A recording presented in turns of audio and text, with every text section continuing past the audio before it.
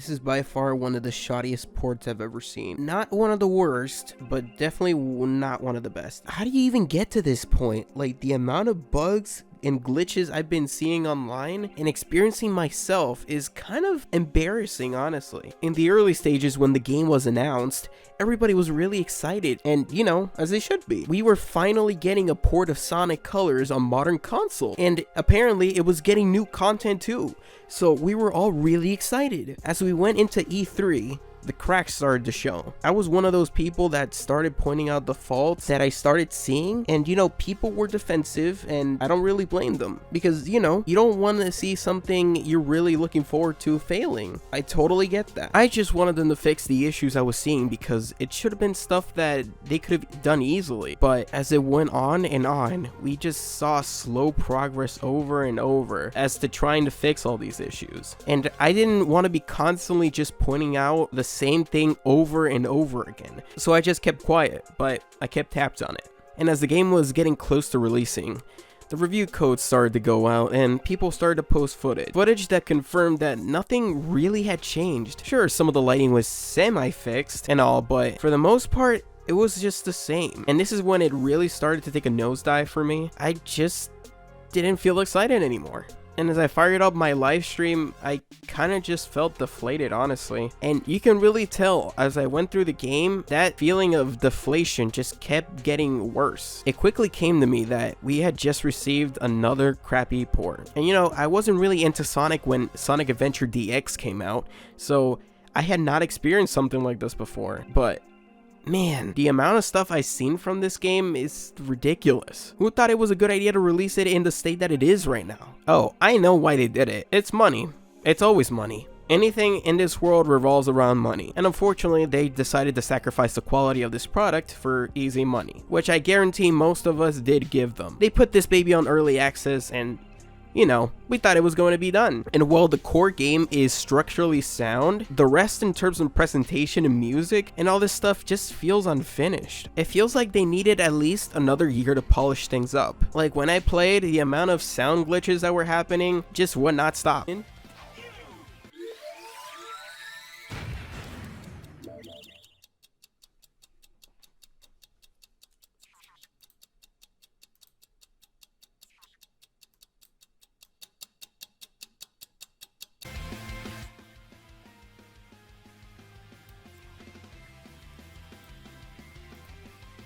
Alright, that spoke for itself. Everywhere I went, there was always audio glitches happening, something would not appear where it was supposed to, and so on. And while we're on the topic of graphics, sometimes explosions and stuff that should have been there just didn't appear, like they were in the original.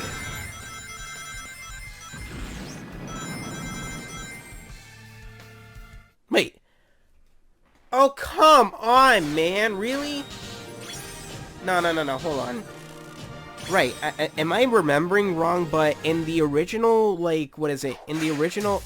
See, the music caught off again. Why'd they do that? What is it doing that? Anyway, right, in the original, it went back, like, right when you threw the boss back at the ship would just blow up, right? I'm not crazy.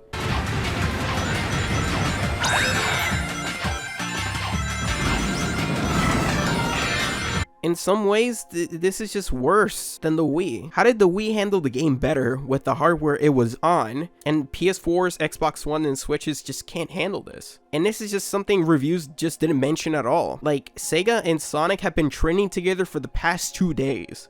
Or whenever this comes out, a couple days. Every single tweet about, like, literally all the tweets that I've been seeing from Sega and Sonic with those two together have been the amount of glitches people have been running into, especially that Switch version. How did they put something on the same caliber as Balan Wonderworld on Switch? Like the constant frame drops, the stutters, and the crashes in general. It just looks bad. And the Switch can handle Wii game. This is not the Switch's fault. If the Switch can handle Skyward Sword and Mario Galaxy really well, I'm sure it can handle a remaster of Sonic Colors. Sonic Colors is not the most graphically demanding game ever. If anything, I think it's way lesser than Galaxy and Skyward Sword ever was. And I know they did say they were going to do a day one patch and patches later on, but at the same time, isn't it better to have it mostly complete and then take care of the minor stuff that you might have missed later on and have the best possible package ready for consumers to be able to enjoy, I just think it's common sense. This has officially gone from normal crappy stuff to like Scooby-Doo type of investigation. Apparently, the people that were sharing around clips of Sonic Colors Ultimate being broken on Switch have faked it for Twitter clout. Okay, quick edit again. Apparently the one with the seizure and the bugging out textures in terminal velocity can be replicated on actual Switch hardware, and those were actually real and have been proven real. The one that seems to be fake was the T-pose one, which is from the guy I showed you just now. This is a very messy situation. It's very, very confusing in my head. It's just not, it's not here. This is so messy. Alright, before I keep harping about the graphics, let me just talk about the music quickly. The music's fine. There are new remixes done by a variety of artists, and they're just okay. I do like some of them, but some of them are just not my cup of tea, man. Like the one from Planet Wisp, it just completely ruined the vibe of the stage. In the original, it was kind of majestic as you started in the grass area, and you felt kind of relaxed by the serenity of the nature around you. But as you kept moving forward, it started to get really frantic and crazy with the funky beats as you saw the machinery and all of Eggman's stuff interrupting and clashing with that nature and smoothing atmosphere. You really got a sense of, wow, Eggman's really tearing the Wisps home apart. You gotta help them. Now it just feels like generic in a way. It doesn't really scream spectacular like the original piece wanted you to feel. I know it's kind of the point of a new remix, you know, give you a different experience than the original, but it just actively goes against what the stages go for sometimes, and I just wish there was a toggle for the original soundtrack in there. And the original soundtrack is there, but it's relegated to just some of the acts and not all of them. And while we're on the topic of changes, some of them were actually really questionable. Like, I do get you want to make the game accessible, and you want to refresh it for a new audience, but why not try to go for both, like trying to please old fans that grew up with the game and the original way it was, and you know, accommodate for those new players that may be going in and having some trouble. And yes, I'm talking about tail save. Like, it kind of works as an extra checkpoint, but it doesn't really work most of the time. Sometimes it actually does show up and it really does help you. Like, for example, in Planet Wisp, there's this section with the tiny platforms in Act 4. I absolutely hate that stage. But then tail save comes in and actually helps you with by putting a checkpoint like right before the tiny platforms. It actually kind of encourages you to keep going. But at the same time, some places where I fell and the checkpoint was way further back and it made more sense for tail save to be there, it wasn't. It just didn't work. I don't know if this was intentional or just the game not working. At this point, I'm not surprised if it was that or not, but it was really frustrating. I think this is one of the things that can easily be fixed with a patch, so definitely, if you can, fix this. But at the same time, for those people that didn't want tail save, I think it would have been better if there was a toggle option or, you know, a difficulty selector like there is in Crash 4. I think Crash 4 is like the best way to do a difficulty thing, where you take away the lives for the modern mode and you bring back the lives in classic mode. You still have that amount of challenge, and the modern mode's for newer players, and the classic mode is for the, you know, for the retro players, for the guys who grew up with the live system. You can accommodate both players. Give them the option to select that. And speaking of toggle controls, when you go into the settings menu, you don't really have a lot of options to customize control. Even though that was one of the things they did advertise in the trailers as something of a selling point. You can only customize Sonic's main abilities. You can't really change the drift into the triggers like they would work in Generations or Unleashed, or the side step to the shoulder buttons. It's really dumb, honestly. While the other games give you a relatively vast amount of control options, this is really basic and kind of outdated. If they really wanted to have customizable controls, this should have been a no-brainer, honestly. Going back to the customizing thing, they added a way for Sonic to change his shoes and his appearance and the boost aura, which is good because, you know, other games have been doing that. They added skins and stuff, and while they did do that for Ultimate, it doesn't really feel as in-depth as it would be for, like, let's say Crash. I think that's the best example I can use. Crash basically changed his whole appearance. He would put on like shirts, jackets, headphones, his hairstyle would change. You know, it was really appealing, and it actually kind of encouraged you to change your stuff. It actually looked cool, you know? And I feel like that would work with Sonic, but they didn't really do that. They just went like a half sort of way, where it's not really all the way customizable. You can just only customize his gloves and his shoes. Okay, that's one part of the thing I want to change. Can we change his skin color? I mean, his fur? Can we change, like, can we put a shirt on Sonic? Can we put on headphones? Like, why not include that? Like, there's only so many things you can buy with the park tokens. And speaking of the park tokens, why not use the rings? If you're gonna take away the live system, why not include rings? Why not make the rings useful as in, like, for buying customizable stuff instead of park tokens?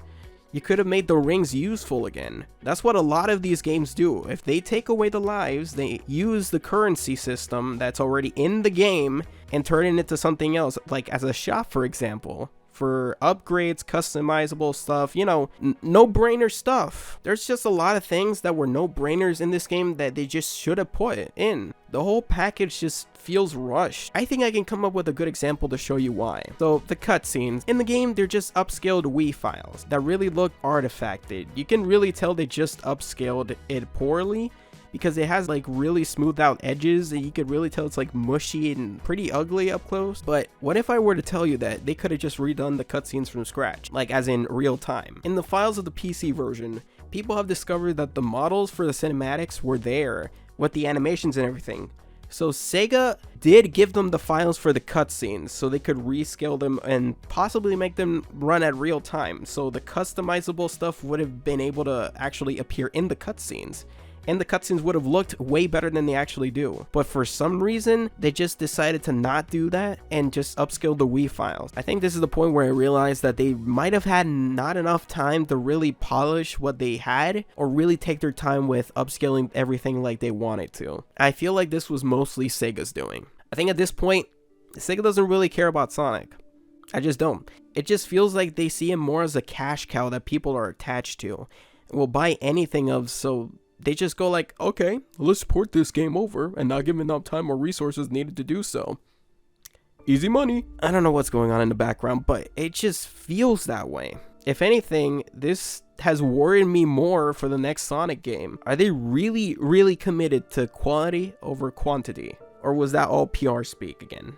At this point, the reputation of Sonic Colors has been dragged through the mud. Sure, the game is okay and playable, but there's no reason for these amounts of bugs and glitches that have been appearing in the game to be there in the first place. They should have been taken care of with QA and testing and all this stuff beforehand. It worries me because at this point, it's like do or die for me. Are you guys really committed to making Sonic better, or are you not? I honestly don't think I can take another hit with Sonic. This has cast so much doubt on me. You know, I'm just tired. I'm tired of Sega taking advantage of Sonic fans. I'm tired of having to defend Sonic. I'm just tired. I want Sega to really commit to making the best Sonic game ever, but they need to rethink on how they're doing these things. They need to give Sonic a better budget. They need to give Sonic the proper time that he deserves to figure out what they're going to do with the next game. He deserves so much better, but I genuinely don't think he's going to get it. There's absolutely no reason as to why this game ended the way it is. The amount of controversy that it had, the fighting it caused, nothing. It should have just been a time to really celebrate Sonic, to just sit back and relax and enjoy Sonic's history and have fun. Just have fun. But I feel like we just beta tested for Sega here. I really hope this gets patched, man. Like, there's genuine effort here. Like, the Jade Wisp, they added that's completely new. They put effort into getting new remixes for the game. They upscaled some of the textures. They animated a short for it. There was effort behind this. But it's been overshadowed by the state that it released in. So, like, if you still want to buy this game, go for it. I'm not going to stop you from doing it. But don't settle for mediocrity. Sonic is better than this. We all know that. We need to stand up and raise our voices, because otherwise they're just going to keep doing stuff like this and think that this is okay. No, it's not. Alright, I think I said everything I needed to say. I was originally going to do this as a review, but I just wanted to speak from my heart. I hope it all came through. And yeah, if you're enjoying Sonic Colors, I congratulate you. I just had a pretty mediocre experience and I just really deflated. I think that's the best way I can just describe it. Deflated. But yeah, I hope you enjoyed the video. Catch you next time. Adios.